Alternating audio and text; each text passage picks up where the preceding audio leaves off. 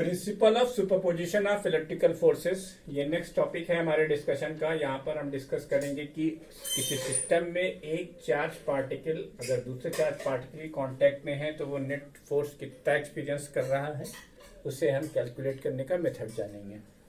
ठीक है, अभी आपको स्क्रीन पर एक पॉइंट ओ नज़र आ रहा है जिस पर हमने एक चार्ज क्यू प्लेस कर रखा है। ठीक है, इससे यहाँ पर हम एक R1 डिस्टेंस पर एक पॉइंट ले रहे हैं, इससे हम ए कह रहे हैं। यहाँ पर हम एक चार्ज Q1 रख रहे हैं। इसी तरीके से R2 में एक पॉइंट ले रहे हैं, यहाँ पर एक चार्ज B रख रहे हैं, एक थोड़ा सा इंक्लाइंड वे में ले रहे हैं, और यहाँ पर एक पॉइंट C है जिस पर एक चार्ज Q3 रख रहे हैं, और एक पॉइंट R4 है जिस पर हम एक चार्ज Q4 रख रहे हैं D। ये 4 पॉइंट हैं आपके सामने। ये as far as concern of discussion, in my last video I told you that an important point regarding to this कि the force between the two charges is independent of the other charges present in the system। यानी अगर मान लीजिए for the simplicity कि अगर हम Q1 और Q के बीच का फोर्स कंसीडर कर रहे हैं तो at the same moment what is the force experienced by Q2 it is doesn't matter. या Q3 से जो फोर्स लग रहा है वो भी मैटर नहीं करेगा, Q4 से भी मैटर नहीं करेगा। अगर हम इंडिविजुअल पेयर्स की ही बात करेंगे, क्यों? जैसे कि कूलम्स लॉ ने ये बात साफ साफ कही है कि सिस्टम में बहुत सारे चार्जेस अगर प्रेजेंट हैं तो हर दो चार्जेस के बीच में एक इंडिविजुअल फोर्स लग रहा होता है, वो दूसरे फोर्सेस के उससे उसको कोई मतलब नहीं होता। मिसाल के तौर पर एक एग्जांपल समझ लीजिए आप कि जैसे आपका अपना एक रेस्टोरेंट है, रेस्टोरेंट में आप मैनेजर हैं, तो एक टेबल वाला पालक पनीर का ऑर्डर देता है, दूसरा टेबल वाला चिकन फ्राई का ऑर्डर देता है। इस कोरोना काल में हम लोगों के लिए तो ये ख्वाब हो गया है कि बाहर से मंगा कर कुछ खा सके, जो घर में है वही खा रहे हैं। अल्लाह का शुक्र अदा कीजिए, जो भी मिल रहा है खाइए। ठीक है, बहुत से लोग ऐसे हिंदुस्तान में जिनको कुछ भी नहीं मिल रहा है खाने के लिए। तो बहरहाल अभी फिलहाल हम पीछे जाते हैं। 21 मार्च से पहले लॉकडाउन नहीं था तो हम लोग रेस्टोरेंट जाते थे, और रेस्टोरेंट में जब खाना हम खा रहे होते तो हमारी अपनी टेबल होती है, हमारा अपना ऑर्डर होता है और हम उसका ही बिल चुकाते हैं। तो इसको आप सेंटर मैनेजर मान लीजिए। ये सेंटर मैनेजर साहब है, ये एक टेबल है, ये दूसरी टेबल है, ये तीसरी टेबल, ये चौथी टेबल। हर टेबल का आदमी बिल इसको पे करेगा। तो इसी तरीके से हम यहाँ पर देखेंगे कि जो नेट फोर्स क्यू पर लग रहा है, क्यू पर लगने वाला नेट फोर्स क्या, क्योंकि क्यू का डायरेक्ट कांटेक्ट है Q1 से भी, Q2 से भी, Q3 से भी और Q4 से भी। इन चारों से डायरेक्ट कांटेक्ट में है Q, इसलिए हम देखेंगे। तो इसको आगे फर्दर प्रोसीड करूं, यहाँ पर हम 3 अंधे कानून लिखना चाहेंगे। हाँ, अब ये सब मेरे टेक्निकल टर्म्स हैं। अंधा कानून का मतलब जो आपको याद रखना है वो आपको बुक्स में मेंशन ना हो सकता है और जगह और वीडियोस में आपको ना दिखाई दे, इसीलिए मैं उन्हें अंधे कानून कहता हूँ। तो यहाँ पर 3 अंधा कानून याद रखिए कि अगर 2 चार्ज प्लस के हैं उनके बीच में जो रिपल्सन का फोर्स है वो हमेशा लाइन के बाहर दिखाना है। लाइन के बाहर दिखाइए, ये F रिपल्सन है, F रिपल्सन। उसी तरीके से अगर 2 चार्ज हैं, एक माइनस का है दूसरा भी माइनस का है, तो भी फोर्स ऑफ रिपल्सन बाहर की तरफ दिखाइए। और अगर एक चार्ज माइनस का और एक चार्ज प्लस का है तो इस बार आप फोर्स ऑफ अट्रैक्शन अंदर की तरफ दिखाएंगे।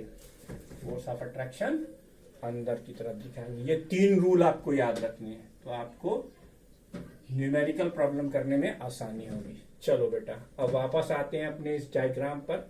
हमें देखना है कि what is the net force experience by Q. Principle of superposition यही कहता है कि the net force experience by Q is the vector sum of forces experienced by Q due to all the other charges of the system। Vector sum होगा ये, और आप जानते हैं वेक्टर में 2 और 2 4 भी होता है, वेक्टर में 2 और 2 0 भी होता है, दोनों चीजें होती हैं। वो लोग जिन्होंने सीरियसली 11th में वेक्टर पढ़ा होगा हमसे या किसी और से, उनको ये अच्छे से मालूम होगा कि हम ये जो चीज कह रहे हैं वो कैसे है। ठीक है, 2 और 2 4 कब होता है? जब दोनों सेम डायरेक्शन में ऐड कर रहे होते हैं, और 2 और 2 0 कब होता है? जब दोनों अपोजिट डायरेक्शन में ऐड कर रहे होते हैं। ठीक है, तो यहाँ पर हम एक चीज देखने जा रहे हैं कि ये जो Q है Q1 से रिपेल होगा।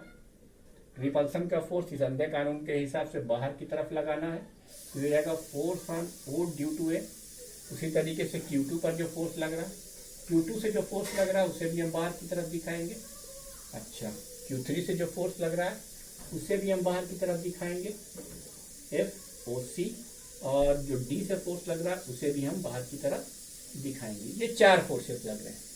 अब बच्चों, ये 4 फोर्सेस जोड़ना कोई गुड़िया गुड्डा का खेल नहीं। इसे आप हमेशा वैसे नहीं जोड़ सकते कि 1 + 2 + 3 + 4 कहीं का हुआ आंसर, कहीं 8। अरे बाप रे, ये अलजबरा नहीं है बेटा, ये वेक्टर है। तो वेक्टर को जोड़ने और घटाने के नियम आपके साथ डिस्कस किए जा चुके हैं। फर्दर जैसे जैसे आगे स्टडीज पढ़ेंगी हम आपको इसके प्रैक्टिकल न्यूमेरिकल एस्पेक्ट भी बताएंगे। फिलहाल तो हमें सुपरपोजिशन प्रिंसिपल समझना है। और चलते चलते मेरी ये गीत याद रखना कि ये जो डिस्कशन हो रहा है इसके ऊपर बेस्ड न्यूमेरिकल प्रॉब्लम एग्जाम में आती है, डायरेक्ट नहीं आएगा। कि कोई भी ये बेवकूफी ना करे कि इसे याद करना लग जाए, ये नहीं याद हो रहा, बहुत टफ फिगर है, ऐसा कुछ नहीं है भाई। ये सिर्फ आपको समझाया गया है, इसे समझाने की दृष्टि से आप वो रखेंगे। तो ओ पर लगने वाला नेट फोर्स, एफ ओ की वैल्यू क्या होगी, FOA plus FOB plus FOC plus FOD, ये 4 फोर्स है। ठीक है, अब इसका स्टेटमेंट लिख लो, तुम्हारी आसानी के लिए लिख देता हूं। The net force experienced by any charge is the vector sum of forces experienced by that charge due to all the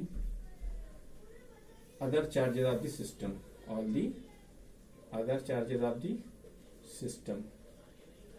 video ज़्यादा लंबा ना हो, इसलिए मेरी रिक्वेस्ट आपसे ये है कि आप वीडियो को यहीं पर पॉज करें और पॉज करके ये पूरा पेज नोट कर डालें, पूरा पेज नोट कर डालें। उसके बाद हम इसकी न्यूमेरिकल अप्रोच देखेंगे कि प्रिंसिपल ऑफ सुपरपोजिशन को हम न्यूमेरिकली कैसे करते हैं।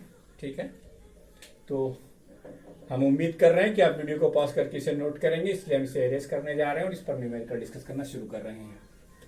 ठीक है, हमेशा जैसे ही बोर्ड भर जाए वीडियो को पॉज कीजिए और वीडियो को पॉज करके लेक्चर पूरा उसको कॉपी पे नोट डाउन कर लीजिए और उसके बाद आगे बढ़ जाइए। तो अब एक पहला सवाल देखिए आप। पहला सवाल, एक चार्ज Q है, दूसरा एक चार्ज Q है और ये भी एक चार्ज Q है। ये A है, ये O है और ये B है। ठीक है, ये आपसे पूछा जाता है find the net force on, find the net force on O। सबसे आसान सवाल, इससे आसान सवाल हो ही नहीं सकता इस लाइन ऑफ डिस्कशन पर, इससे आसान सवाल हो ही नहीं सकता। क्यों? क्योंकि देखो A पे रखे हुए प्लस Q चार्ज की वजह से ये Q रिपेल होगा, यानी force on O due to A की डायरेक्शन। ये B पे रखे हुए चार्ज की वजह से भी रिपेल होगा, यानी force on O due to B। अब इन दोनों के बीच में एंगल 180 डिग्री। कूलम्स लॉ याद है मेरे आमिर खानों, यानी गजनियों, या नहीं याद? तुम जानते हो मैं आमिर खान किसको बुलाता हूँ? वो लोग जो पढ़ाया हुआ भूल जाते हैं, उनको मैं आमिर खान कहता हूँ। क्योंकि गजनी हो जाते हैं वो लोग, भूल जाते हैं। FOA की वैल्यू जब निकालोगे तो क्या आएगी, KQ²/A²। अच्छा, ये भी बराबर है, जाहिर सी बात है, ये FOB। अब याद करो वो रूल जो वेक्टर में मैंने तुम्हें सिखाया है कि अगर दो वेक्टर एक दूसरे से अपोजिट हो डायरेक्शन में और मैग्नीट्यूड में इक्वल, तो नेट फोर्स क्या हो जाएगा, 0। लिख लो बेटा, इसको लिख लेने में ही भलाई है। FO की वैल्यू वैसे होगी क्या, FOA प्लस FOB। तो यहां पर ये हो जाएगा F minus F is equal to 0। चलो इस क्वेश्चन को थोड़ा सा और स्टाइलिश बनाते हैं, ठीक है, ताकि और अच्छे से समझ में आए आपको। ठीक है, इस बार हमने इसे -Q किया और ये हमने इधर कर दिया। ये एंगल कितना है, π/2, यानी 90 डिग्री। O ए और बी।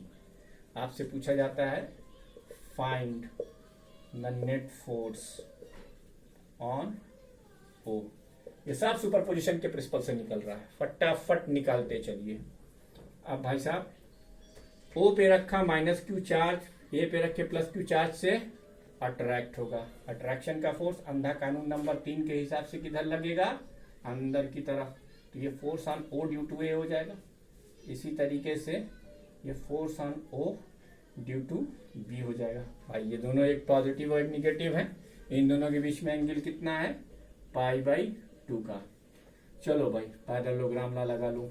तो एफ आर की वैल्यू यहाँ पर क्या हो जाएगी, √FOA² plus FOB² plus 2FOA FOB cos 90 degree.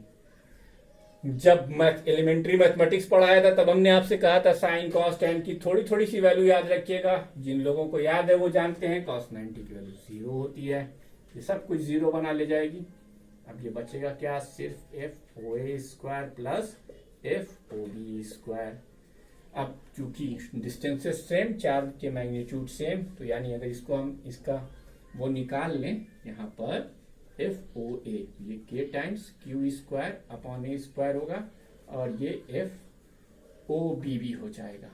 ठीक है, तो इसलिए दोनों बराबर हैं। तब आप लिख सकते हो डायरेक्टली यहाँ पर, इसको चलो F मान लो, तो ये हो जाएगा √F² प्लस F² यानी F√2 k times Q² upon A² और √2 पहले लिख लो। ये इसका आंसर आ गया। अच्छा, अब मसला आता है इसकी डायरेक्शन कहाँ होगी। जो इन दोनों का ये FR है ये कहाँ होगा। बेटा एक कहानी फिर है दोहरानी, है ना। क्या करना है, पैरेललोग्राम कंप्लीट करना है और डायगोनल खींच देना है। क्योंकि दोनों फोर्सेस के मैग्नीट्यूड इक्वल है तो डायगोनल बाइसेक्ट करता हुआ चला जाएगा, यानी tan 45 डिग्री का एंगल होगा। कितना होगा, FR make an angle of 45 degree with FOA और FOB। जैसे तोरी मर्जी है वैसे लिख लो।